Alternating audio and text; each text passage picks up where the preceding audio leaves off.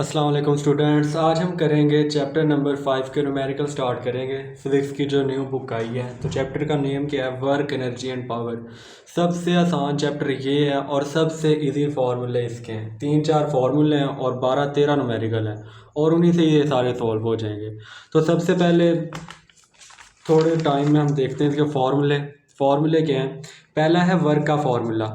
तो वर्क अगर उसने कहा वर्क फाइंड करो तो वो ये डाटा हमें देगा खुद ही। फोर्स भी दी होगी, डिस्टेंस भी दिया होगा और एंगल भी दिया होगा। तो हम आराम से ये फार्मूला लगा के वर्क निकाल लेंगे। और दूसरा फार्मूला क्या है, काइनेटिक एनर्जी का।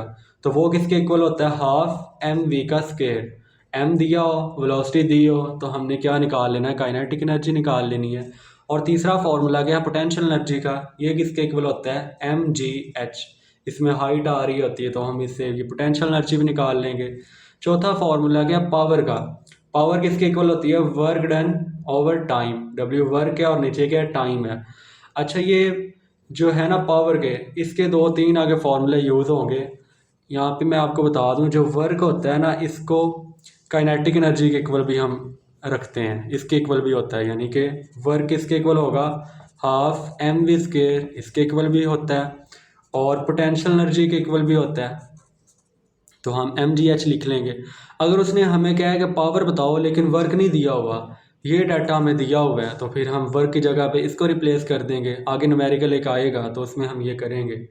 और अगर उसने काइनेटिक एनर्जी का क्या है, वर्क नहीं दिया हुआ, तो पावर निकालनी है, तो वर्क की जगह पे हम ये वाला काइनेटिक एनर्जी वाला रिप्लेस करके पावर निकाल लेंगे। तो चलो हम अपना करते हैं न्यूमेरिकल फर्स्ट। इसमें वो क्या कह रहा है, a force of 20 Newton acting at angle of 60 degree to the horizontal is used to pull a box through a distance of 3 meter across a floor. How much work is done? यहाँ से मैंने छोटी C diagram बनाई है आपको just समझाने के लिए कि एक बॉक्स है और एक कोई इंसान, कोई ऑब्जेक्ट इस पर फोर्स लगा रहा है। कितनी फोर्स लगा रहा है, 20 न्यूटन लगा रहा है। और एंगल इसका कितना बन रहा है, 60 डिग्री। और जो इसने डिस्टेंस कवर किया है, जब यहाँ से इसने फोर्स लगाई, इसको खींचा, तो ये बॉक्स इधर से यहाँ तक आ गया, तो कितना डिस्टेंस इसने कवर किया है, 3 मीटर। और हमने फाइंड क्या करना है, इस पर वर्क कितना हुआ है। तो बस जो डाटा दिया हुआ है उसने न्यूमेरिकल में वो उठा के लिख दो। अच्छा, डाटा भी पुट करने में ना गलती करते हैं कि कहते हैं हमें समझ नहीं लगनी कैसे हमें डाटा पुट करना है। अगर आपको स्टेटमेंट की नहीं भी समझ लग रही, आपको यूनिट का तो पता ही है ना कि जो वैल्यू दी इसका यूनिट ये न्यूटन है। एन न्यूटन को कहते हैं, किसका यूनिट होगा, फोर्स का। तो आप जस्ट फोर्स 20 न्यूटन। ऐसे आगे वाली वैल्यू देखो, डिग्री दिया हुआ है तो ये कोई ना कोई एंगल है, तो आप थीटा लिख दोगे, थीटा 60। अब ये एम किसका यूनिट होता है, मीटर का, तो आप डिस्टेंस का यूनिट मीटर लिख दोगे।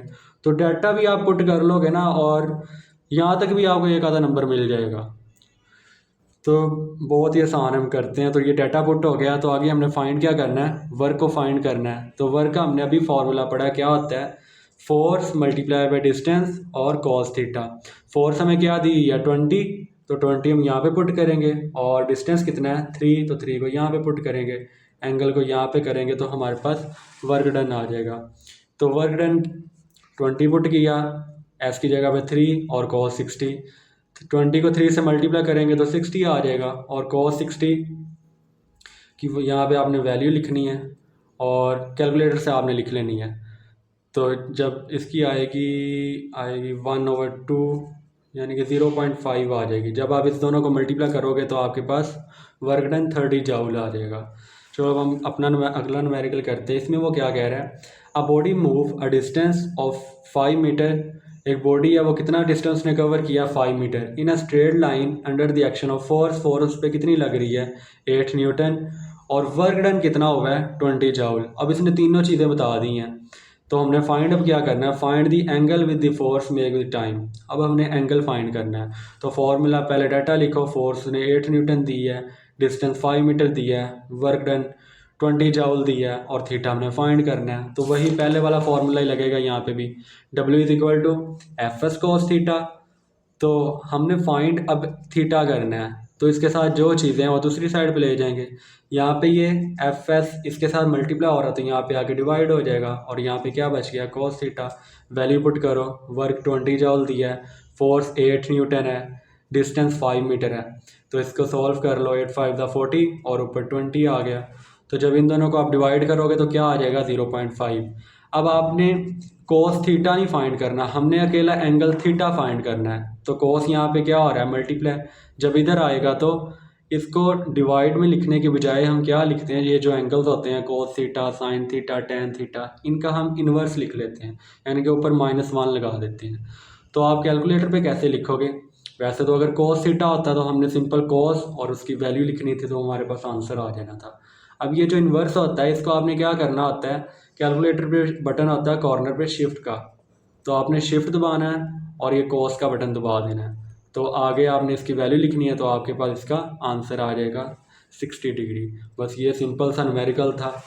आगे हम करते हैं 5.3 न्यूमेरिकल। इसमें वो क्या कह रहा है, an engine raise 100 kg of water through a height of 80 metre in 25 second. अब वो कह रहा है एक इंजन है, यहाँ पे मैंने सिंपल सी डायग्राम बनाई है कि एक इंजन है, वो वाटर को क्या कर रहा है, ऊपर की तरफ लेकर जा रहा है। जैसे अब हमारे घरों में मोटर टरबाइंस होती हैं, ऊपर टैंकी पड़ी हुई है तो पानी हम ऊपर लेकर जाते हैं, ऐसे ही वो कर रहा है कि उसका मैस कितना वाटर का 100 kg है और वो इंजन उसको ऊपर लेकर जा रहा है। हाइट कितनी है, 80 मीटर है और टाइम उसको कितना लगा है, 25 सेकेंड। अब वो कह रहा है इंजन ने कितना पावर, उसने कितनी पावर लगी है, वो पावर फाइंड करे बताओ। तो पावर का हमने सबसे पहले तो डाटा लिखो ना जो दिया हुआ है उसने, मैथ 100 kg है, हाइट 80 मीटर है, टाइम 25 सेकेंड है और फाइंड क्या करना है, पावर करनी है। तो पावर का क्या फॉर्मूला हमने पढ़ा है, पावर किसके इक्वल है, वर्क डन ओवर टाइम। अच्छा अब यहाँ पे उसने वर्क हमें डायरेक्ट वैल्यू नहीं दी, लेकिन उसने मैथ दे दिया है, हाइट दे दी है, यानी कि पोटेंशियल एनर्जी उसने हमें दे दी है। तो वर्क डन की जगह पे हम क्या लिख देंगे, mgh, ये पोटेंशियल एनर्जी होती है ना, तो इसकी वैल्यू हमने लिख दी। तो जहाँ पे वर्क है वहाँ पे हम mg लिख देंगे। अब सिंपल वैल्यूज पुट करो, हमारे पास पावर निकल आएगी। मैथ कितना है 100, जी कितना है 10, ये तो हमें पता होती है, जी की वैल्यू कांस्टेंट है, और हाइट कितनी है 80 है, और टाइम कितना है 25। ऊपर वाले को मल्टीप्लाई करवाओगे तो क्या आ जाएगा 80,000 और नीचे 25। इन दोनों को हम डिवाइड करवाएंगे तो हमारे पास पावर कितनी आ जाएगी 3200 वाट। अब आपने यूनिट इसका याद रखना है, यूनिट अगर नहीं लिखोगे तो वो आधा नंबर काट लेते हैं, तो आपने यूनिट साथ लाजमी मेंशन करना है। इसका न्यूमेरिकल 4 है। इसमें वो क्या कह रहा है, a body of mass 20 kg, एक बॉडी है उसका मैस कितना है 20 kg है और वो रुकी हुई है। तो हम मैथ सबसे पहले लिखेंगे, और रुकी हुई है तो इनिशियल वेलोसिटी उसकी क्या होगी, 0 होगी। आगे वो क्या कह रहा है, 40 Newton force act on it, 40 Newton उस पर फोर्स लग ली, वो भी हमने लिख ली। और टाइम कितने के लिए लग रही है, 5 सेकेंड के लिए, तो वो हमने सिंपल ऊपर से उठा के डाटा लिख दिया है। अब यहाँ पे मैंने डायग्राम थोड़ी सी बनाई है कि मैथ के ऊपर 40 न्यूटन फोर्स लगी और इनिशियल वेलोसिटी पहले वो क्या था, रेस्ट में था, तो कितने टाइम के लिए लगी है, 5 सेकेंड के लिए। तो यहाँ से इसने यहाँ तक कोई डिस्टेंस किया होगा, तो हमने क्या निकालना है, काइनेटिक एनर्जी। अच्छा यहाँ पे ना एक फार्मूला हम वो पीछे वाले चैप्टर में हमने पढ़ा था, शायद दूसरे में, वो इक्वेशन ऑफ मोशन हमने पढ़ी थी, तो यहाँ पे एक वो लगेगी बस। तो सबसे पहले काइनेटिक एनर्जी फाइंड करनी है, तो इसका मेन फार्मूला हमने क्या पढ़ा है, हाफ mv²। अब यहाँ पे देखो वेलोसिटी उसने हमें नहीं दी हुई, यहाँ पे तो इनिशियल वेलोसिटी है ना, तो उसने हमें वेलोसिटी नहीं दी हुई, फाइनल वेलोसिटी नहीं दी, तो वो हम सबसे पहले निकालेंगे। तो उसके लिए हमें क्या लगाना पड़ेगा, मोशन की फर्स्ट इक्वेशन लगानी पड़ेगी। तो वो किसके इक्वल है, V F is equal to V I plus A T. अब यहाँ से हमारे पास फाइनल वेलोसिटी निकल आएगी। लेकिन मज़ीद एक फिर यहाँ पे ट्विस्ट है कि यहाँ पे एक्सेलरेशन तो हमें पता ही नहीं है, तो फिर क्या करेंगे, सबसे पहले हमें एक्सेलरेशन निकालना पड़ेगा। जब एक्सेलरेशन निकलेगा तो उसकी वैल्यू यहाँ पे पुट करेंगे, जब यहाँ पे पुट कर दी तो हमारे पास फाइनल वेलोसिटी निकलेगी, और जब ये निकली तो उसको इस यहाँ पे पुट कर देंगे। है सिंपल सा, थोड़ा सा बस लेंथी, हमने 2-3 चीज़ें फाइंड करनी है। तो सबसे पहले एक्सेलरेशन निकालेंगे, न्यूटन सेकेंड लॉ हमने पढ़ा है, F is equal to M में इक्वल होता है। तो यहाँ से जब ए हम निकालेंगे तो एम यहाँ पे आके क्या आ जाएगा, डिवाइड। तो वैल्यू पुट करो, फोर्स हमारे पास 40 न्यूटन है और मैस 20 kg है, जब डिवाइड करेंगे तो एक्सेलरेशन हमारे पास 2 मीटर पर सेकेंड स्क्वायर आ जाएगा। अब ये एक्सेलरेशन तो हमारे पास निकल आया है, अब इसको हमने किस में पुट करना है, फर्स्ट इक्वेशन में। ये तो मैंने जस्ट वैसे लिखा है समझाने के लिए, अगर आप लिख दोगे तो वेल एंड गुड है, अच्छा इंप्रेशन पड़ेगा। अगर नहीं भी लिखते तो सिंपल आप डाटा लिख दोगे, तब भी आपको पूरे ही नंबर मिलेंगे। तो वी एफ किसके इक्वल था, V I plus A T. तो वी आई हमने शुरू में ही कहा कि वो ऑब्जेक्ट रेस्ट में है तो ये 0 आएगा, और एक्सेलरेशन 2 निकाला है और टाइम कितना था 5 सेकंड। तो 2 5 10 और यहाँ हमारे पास फाइनल वेलोसिटी कितनी आ जाएगी 10 मीटर पर सेकंड होता है। मैंने गलती से स्क्वायर लिख दिया है। अब हमारे पास फाइनल वेलोसिटी अब आ गई है। अब हम काइनेटिक एनर्जी का ये हमने सबसे पहले फार्मूला लिखा है हाफ एम वी स्क्वायर। अब मास का भी पता है हमें, वेलोसिटी का भी पता है, तो यहाँ पे वैल्यू पुट करेंगे तो हमारे पास काइनेटिक एनर्जी आ जाएगी। तो मास कितना है 20 kg और वेलोसिटी कितनी निकाल ली है 10 मीटर पर सेकंड। तो यहाँ पे पुट करें इसका स्क्वायर, तो 10 का स्क्वायर क्या होता है 100 और ये 2 को इससे कट करो तो यहाँ पे 10 आ जाएगा। तो अब 10 को 100 से मल्टीप्लाई करेंगे तो हमारे पास काइनेटिक एनर्जी 1000 जूल्स आ जाएगी।